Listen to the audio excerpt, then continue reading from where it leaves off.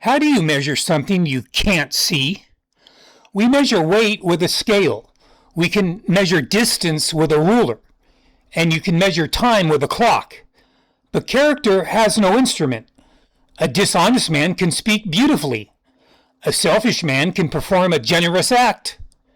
A coward can appear courageous when there's nothing to lose. So how do we know what someone really is? We do what we do whenever appearances may deceive us. We look for evidence. Character is not established by what someone says about himself. It's revealed by the choices he repeatedly makes, especially when the right choice becomes the costly one. Put advantage on one side and put principle on the other side, and eventually the scales begin to move. And that's where the measurement really begins. Because character is easiest to imitate when virtue and self-interest are traveling in the same direction. Honesty is easy when honesty is paying off. Loyalty is easy when loyalty is being rewarded. Courage is easy when the crowd is all cheering. But separate principle from advantage, and something changes. Suppose telling the truth costs money. Suppose keeping a promise closes an opportunity. Suppose doing the right thing brings criticism instead of praise. Now we have introduced pressure, and pressure gives us information. It removes some of the rewards for pretending. What a person chooses when virtue becomes expensive tells us far more than what he claims when virtue is free. But just one decision is still only one piece of evidence.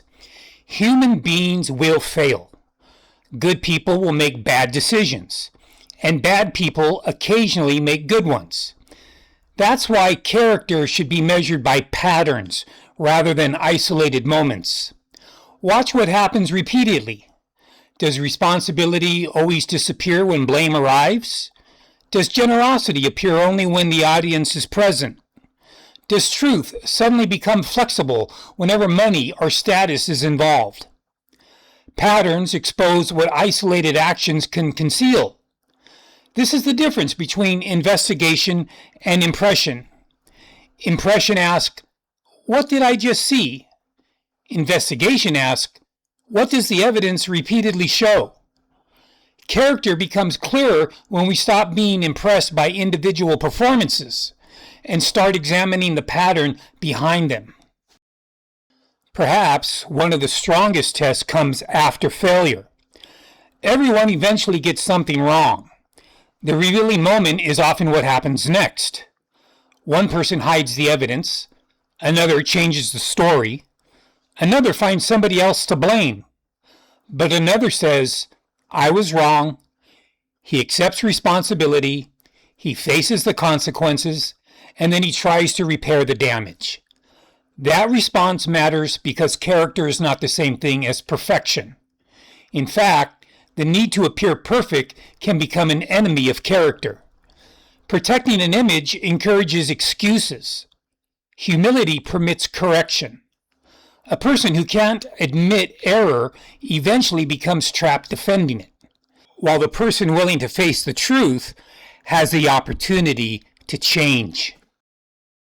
So perhaps character is not measured primarily by wealth or by intelligence or by authority or popularity or even reputation. Those things can tell us what position someone occupies. They can't tell us what that person will do when principle becomes inconvenient. Character leaves evidence. It appears in patterns. It survives scrutiny.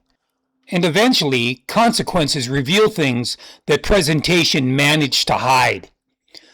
Watch how someone treats people who can do nothing for him. Watch what happens when nobody is looking. Watch what he does when honesty costs more than deception. And watch what happens when he discovers that he was wrong.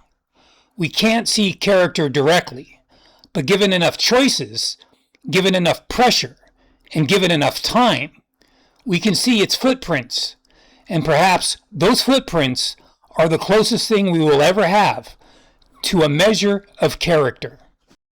Thank you for watching. Please like and subscribe.